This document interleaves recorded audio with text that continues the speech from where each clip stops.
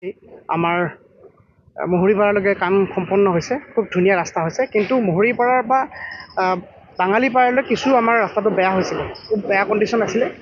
এই কণ্ডিশ্যনৰ ওপৰত ভিত্তি কৰি বা চিন্তা চৰ্চা কৰি আমাৰ সন্মানীয় ৰণেন নাৰ্জাৰী ডাঙৰীয়াই এই ৰাস্তাৰ কিছু মেৰামতি কৰাৰ ব্যৱস্থা কৰিছে। ইতিমধ্যে গাঁতসমূহ আমি মাৰিবলৈ চেষ্টা কৰিছোঁ। ভাৰতীয় জনতা পাৰ্টীৰ যি প্ৰচেষ্টা, ভাৰতীয় জনতা পাৰ্টীৰ যি অবিৰত যাত্ৰা, সেই অবিৰত যাত্ৰা, উন্নয়নৰ অবিৰত যাত্ৰা, সেই অক্ষুণ্ণ ৰাখিবলৈ প্ৰয়াস কৰিছে। গতিকে এইখিনি ৰাস্তাও ইতিমধ্যে অসম চৰকাৰে অৱগত হৈছে আৰু ইতিমধ্যেই কণ্ট্ৰেক্টৰে আৰম্ভ কৰিব 2 এদিনতে। আৰু সোমবাৰৰ পৰা আমি আৰম্ভ কৰিছিলোঁ। আৰম্ভ কৰোঁতে বৰষুণৰ কাৰণে সোমবাৰৰ পৰা কিছু স্থগিত ৰৈছিলে। সোমবাৰে আমাৰ কাম হৈ গ'ল, গাঁতসমূহ আমি কিছু মাৰিছিলোঁ।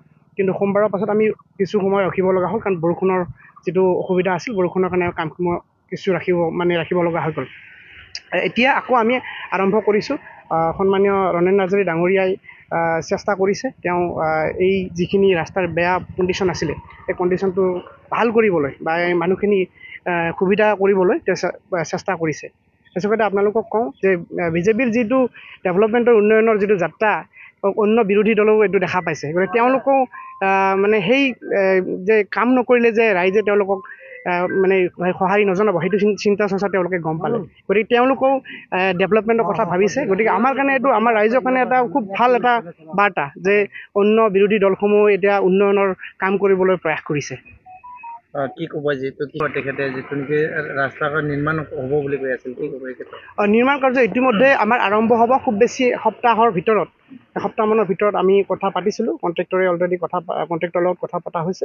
গতিকে খুব কম সময়ৰ ভিতৰতে এই ৰাস্তাটো আকৌ পুনৰ নিৰ্মাণ কাৰ্য আৰম্ভ হ'ব। যিখিনি ৰৈছিলে আমাৰ মহুৰিপাৰা বা বাঙালীপাৰা, যিখিনি ৰোৱা আছিলে, যিখিনি ৰৈ গৈছিলে ৰাস্তা, সেইখিনি আকৌ পুনৰ ৰিকনষ্ট্ৰাকশ্যনৰ কাৰণে, এতিয়া এইটো মেৰামতি নহ'ব, ৰিকনষ্ট্ৰাকশ্যন হ'ব।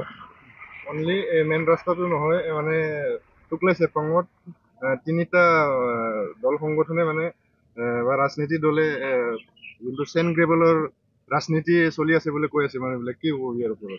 এইটো চেণ্ট গ্ৰেভেলৰ ৰাজনীতি বুলি ক'ব নালাগে, কাৰণ কিয় যিহেতু আমাৰ অসুবিধা হৈছে যে গাঁতসমূহ যিটো বেছি ডাঙৰ হৈ গৈছে, তাক তাৎক্ষণিকভাৱে আমি ব্যৱস্থা এটা কৰিব লাগে। তো তাৎক্ষণিক ব্যৱস্থাৰ এটাই সুবিধা আছে, সেইটো হৈছে আমি গাঁতসমূহ মাৰিব লাগে। আৰু গাঁতসমূহ মাৰিবলৈ হ'লে আমি চেণ্ট গ্ৰেভেলৰে ব্যৱস্থা কৰিব লাগিব।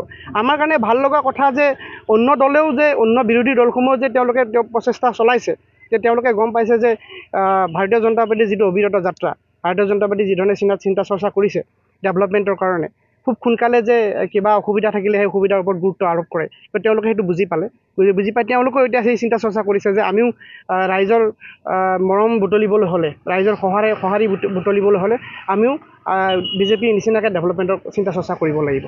ইতিমধ্যে আজি BPF মানে এইটো ৰাস্তাতে চেণ্ট গ্ৰেভেল পেলাই আছে, কি ক'ব?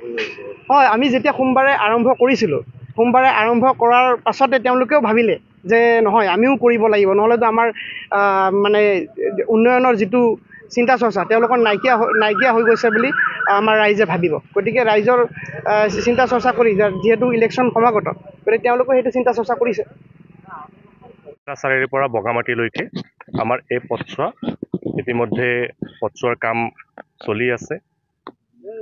প্ৰায় 25 কিলোমিটাৰতকৈ অধিক ৰাস্তা ইতিমধ্যে সমাপ্ত হৈছে। তাৰপিছত গান্ধী চকৰ পৰা বগামাটিলৈকে কিছু বিষানুগতিৰ বাবে আমাৰ চেংচন হোৱাত কিছু পলম হৈছিলে।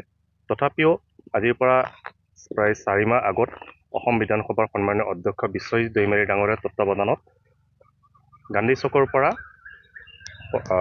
বাঙালীপাৰালৈকে যেতিয়ালৈকে ৰাস্তাটো সম্পূৰ্ণ নহয়, তেতিয়ালৈকে ৰাইজৰ যাতে অসুবিধা নহয় চলন ফুৰণত, তাৰ বাবে মটৰেবলৈ ইতিমধ্যে ব্যৱস্থা কৰিছিল।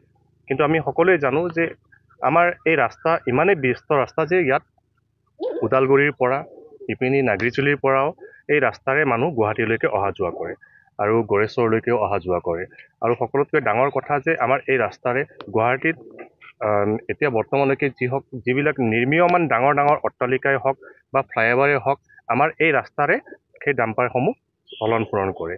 তো ডাম্পাৰৰ যি সংখ্যা, এই ৰাস্তাৰ যিটো সমতা তাতকৈ হয়তো বেছি হৈ যোৱাৰ কাৰণেও সোনকালে এই ৰাস্তাটো যিমান দিনলৈকে থাকিব লাগিছিলে সিমান দিনলৈকে হয়তো থকা নাই। কিন্তু আমি দেখিবলৈ পাইছোঁ এতিয়া যে এই গান্ধী চকৰ পৰা বাঙালীপাৰালৈকে এই ৰাস্তাটো বৰ্তমান খুবেই বিধ্বস্ত হৈছিলে আৰু এই বিধ্বস্ত হোৱা ৰাস্তাৰ প্ৰতি ৰাইজৰ যি দুখ, এই দুখটো বুজি পাই সন্মানীয় BTR চৰকাৰ EM ৰণেন্দ্ৰ নাৰ্জাৰী ডাঙৰীয়াৰ তত্বাৱধানত যোৱা সোমবাৰৰ পৰা ইতিমধ্যে এই ৰাস্তাটোত চেইন কেবল দিয়াৰ কাম আৰম্ভ হৈছে।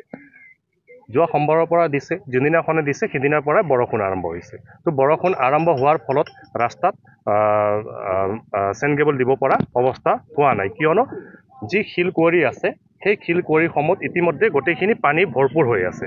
তো পানী ভৰপূৰ হৈ থকাৰ কাৰণে তাৰ পৰা চেইন কেবল উঠাই আনিব পৰা যোৱা নাছিলে।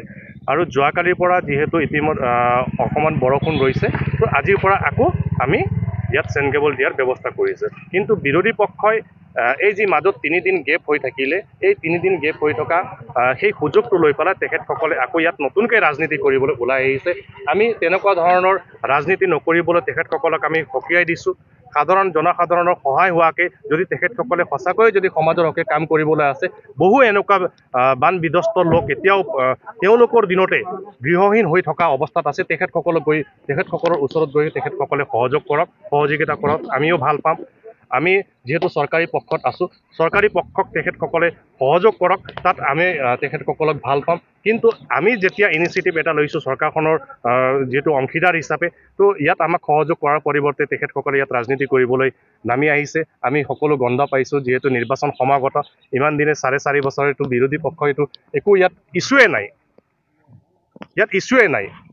ইয়াত অকল ইছ্যু যদি ডাঙৰ ইছ্যু আছে, আমাৰ এই ৰাস্তাখনৰ অকণমান ইছ্যু আছে। এই ৰাস্তাটো ইতিমধ্যে অসম চৰকাৰৰ মাননীয় মুখ্যমন্ত্ৰী ডক্টৰ হিমন্ত বিশ্ব শৰ্মা ডাঙৰীয়াৰ নেতৃত্বত আমাৰ এই ৰাস্তাটো বাইহাটা চাৰিআলিৰ পৰা ইতিমধ্যে বঙামাটিলৈকে হোৱাৰ ব্যৱস্থা চলি আছে, আৰু খুব কম দিনৰ ভিতৰতে এই ৰাস্তাটো সম্পূৰ্ণ হ'ব।